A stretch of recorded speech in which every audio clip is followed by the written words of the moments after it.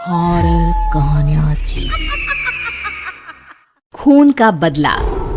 अपनी जिंदगी भर की कमाई लगाकर सुमन और अखिल ने एक छोटा सा नया घर बनाया था, लेकिन उस घर में आने के बाद उसके साथ क्या हो सकता था, इस बात का अंदाजा उन दोनों को था ही नहीं। अभी इस घर में आए हुए उन्हें 2 दिन भी नहीं हुए थे। एक शाम जब अखिल घर में नहीं था तो किचन में खाना बनाते वक्त सुमन को ऐसा लगा जैसे किचन की दीवार के पीछे से किसी के बात करने की आवाज आ रही थी। कौन हो सकता है यहाँ पर? इतना धीरे धीरे कौन बात कर रहा है? सुमन दीवार से कान लगाकर बात सुनने की कोशिश करती है, लेकिन उसे कुछ सुनाई नहीं देता। तभी अचानक घर की लाइट चली जाती है और दरवाजे पर जोर जोर से दस्तक देने की आवाज आती है। सुमन दरवाजे की तरफ दौड़ कर जाती है, लेकिन दरवाजा खोलने से पहले कोई आवाज उसके कान में धीरे से सुनाई पड़ती है। सुमन, मैं यहाँ हूँ, तुम्हारे घर में। सुमन जोर से चीखती है और दरवाजा नहीं खोलती। दरवाजे की बजने की आवाज धीरे धीरे तेज होने लगती है। सुमन लड़खड़ाते कदमों से आगे बढ़ती है और झटके के साथ दरवाजा खोलकर अपनी आंखें बंद कर लेती है। तभी अचानक से अखिल की आवाज सुनकर उसे होश आता है। सुमन, क्या हुआ? तुम इतनी घबराई हुई क्यों हो? अखिल, वो लाइट चली गई और कोई है इस घर में। अखिल, मुझे बहुत डर लग रहा है। वो किचन की दीवार के पीछे से किसी की आवाज आ रही थी। कैसी बात कर रही हो? तुमने खुद सारे लाइट के स्विच ऑफ किए हुए हैं। देखो, लाइट तो आ रही है। सुमन, तुमने घर में अंधेरा क्यों किया हुआ है? और किसकी आवाजें आ रही थी? चलो चलो, मैं जाकर चेक करता हूं। नहीं अखिल, मैंने लाइट ऑफ नहीं की। और मैं क्यों लाइट ऑफ करूंगी? ये देखो, ध्यान से देखो, घर के सारे स्विच ऑफ हैं। तुम भी ना कमाल करती हो सुमन। तुम्हारी तबीयत तो ठीक है? ये देखकर सुमन और भी ज्यादा डर जाती है कि सच में लाइट के सारे स्विच बंद थे। सुमन समझ नहीं पा रही थी कि ये सब किसने किया होगा। ठीक उसी वक्त अखिल किचन की तरफ जाता है और सुमन को ऐसा लगा जैसे पीछे से किसी ने उसके कंधे पर हाथ रखा। उसने जैसे ही पलट कर देखा, एक साया उसके घर के दरवाजे से बाहर निकलता हुआ नजर आया। अखिल, अखिल, यहाँ आओ, देखो कोई तो है। अभी अभी मैंने उसे बाहर जाते हुए देखा है। सुमन, मुझे लगता है कि तुम्हारी तबीयत ठीक नहीं है। अरे, मैंने किचन में भी जाकर देखा। पास वाले घर में जो लोग हैं ना, उनसे बात करने की आवाज आ रही है। एक काम करो, तुम जाकर आराम करो, मैं खाना खुद परोस कर खा लूंगा। ओके? तुम बेडरूम में जाओ जाओ। नहीं अखिल, मैं अकेले नहीं जाऊंगी और अब इस घर में मैं एक दिन भी नहीं रहना चाहती। थोड़ी देर के बाद सुमन और अखिल दोनों ही बेडरूम में जाकर सो जाते हैं। डर की वजह से सुमन को नींद नहीं आ रही थी, लेकिन फिर वो गहरी नींद में सो जाती है और सुबह जब सोकर उठती है तो उसने देखा कि अखिल ऑफिस के लिए तैयार हो गया था। अखिल, आप कहाँ जा रहे हैं? मुझे इस घर में अकेला छोड़कर आप कहीं नहीं जा सकते।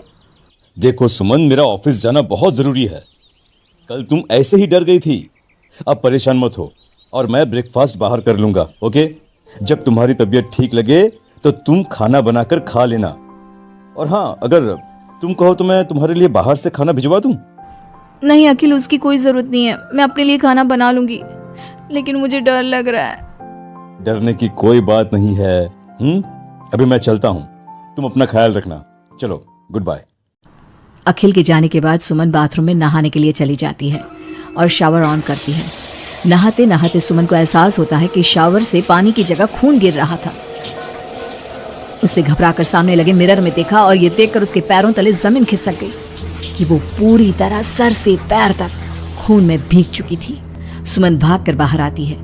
उसे अपने घर का पूरा फर्नीचर जला हुआ नजर आता है और उसके ठीक सामने खड़ी हुई थी एक औरत जिसने दुल्हन के कपड़े पहने हुए थे। उसके चेहरे पर लंबा सा घूंघट था और उसके शरीर से खून टपक रहा था। कौन हो तुम और क्या चाहती हो मुझसे? यहाँ क्यों आई हो तुम? मैं तुमसे तुम्हारा पति चाहती हूँ। मुझे अपना पति दे दो और मैं वापस चली जाऊंगी। लेकिन मेरा पति? अखिल, मेरा मतलब तुम्हें मेरा पति क्यों चाहिए? हमने क्या बिगाड़ा है तुम्हारा? तुमने नहीं, हर सुहागन औरत मेरी दुश्मन है और जब भी मेरी आंखों के सामने कोई औरत अपने पति के साथ नजर आती है तो मैं उसे जिंदा नहीं छोड़ती। लेकिन तुम ऐसा क्यों करती हो? और प्लीज मैं तुम्हारे आगे हाथ जोड़ती हूँ, तुम मुझे और अखिल को जाने दो। हम दोनों हमेशा के लिए ये घर छोड़कर चले जाएंगे। अब ऐसा नहीं हो सकता। एक बार जो इस जमीन के आसपास से गुजर जाता है उसे फिर हमेशा के लिए मेरे साथ इस जमीन के नीचे मेरी दुनिया में चलना पड़ता है। और तुमने इस जमीन के ऊपर अपना घर बनाकर अपनी दुनिया बसाने की कोशिश कर ली। अचानक से वो औरत सुमन को उसके बाल पकड़कर जमीन पर घसीटने लगती है। सुमन दर्द से जोर जोर से चीखती है, लेकिन उसकी आवाज उसके घर की दीवारों के अंदर दब कर रह जाती है। अब बाकी दूसरी औरतों की तरह मैं तुम्हें भी इस घर की दीवारों के नीचे दफन कर दूंगी और तुम्हारे पति को हमेशा के लिए अपना पति बना लूंगी। जानती हो, मेरी भी शादी हुई थी, लेकिन शादी के ठीक बाद मांग में सिंदूर भरकर मेरे पति ने गला घोट कर मेरी हत्या कर दी और इस जमीन के नीचे मुझे गाड़ दिया। बस तब से मेरी आत्मा यही भटक रही थी। मुझे भी सुहागन बनना है, मुझे भी पति चाहिए। छोड़ दो मुझे प्लीज, मुझे जाने दो। देखो तुम्हें पति चाहिए, तुम किसी और को अपना पति बना लो, मुझे और अखिल को जाने दो यहाँ से। लेकिन वो औरत सुमन को लेकर वहां से गायब हो जाती है। शाम को जब अखिल ऑफिस से लौट कर आता है, डोरबेल बजाता है, तभी मुस्कुराते हुए सुमन दरवाजा खोलती है। दरअसल सुमन के शरीर के अंदर अब उस औरत की आत्मा थी, लेकिन अखिल का चेहरा देखते ही सुमन के शरीर के अंदर एक हरकत होती है और वो अचानक से नाराज हो जाती है। क्या हुआ सुमन, आज तो ठीक हो ना? तुम्हारी तबीयत भी ठीक लग रही है आज तो। गुड। मुझे नहीं पता था कि तू आने वाला है यहाँ, वरना तो मैं तेरी मौत का सारा इंतजाम करके रखती। क्या हुआ? अब मेरी बात का जवाब नहीं दोगी क्या? नाराज हो मुझसे किसी बात पर? हाँ? ऐसी तो कोई बात नहीं है, जाओ, डाइनिंग टेबल पर तुम्हारा फेवरेट खाना लगा दिया है, जाकर खा लो। हाँ, खुशबू तो बहुत अच्छी आ रही है। वैसे भी सुबह से कुछ खाया नहीं है। थैंक यू यार, मैं जल्दी से जाकर खाना खाता हूँ। ओके? अखिल जैसे ही खाने की कटोरे का ढक्कन हटाता है तो वो हैरान रह जाता है कि वहां पर सुमन का कटा हुआ हाथ था। उसमें पहनी हुई चूड़ियों से वो सुमन के हाथ को पहचान जाता है। खाने की जगह सुमन के शरीर के छोटे छोटे टुकड़े काटकर उस आत्मा ने अखिल के सामने परोस दिए थे। अखिल घबराकर वहां से भागने लगता है। तभी सुमन के शरीर में मौजूद वो आत्मा अपने असली रूप में आकर अखिल के सामने खड़ी हो जाती है। कौन हो तुम और क्या किया तुमने मेरी पत्नी के साथ?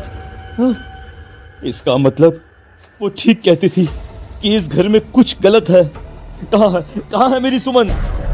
तुम्हारी सुमन के मैंने छोटे छोटे टुकड़े करके उसका खाना बना दिया और उसकी आत्मा को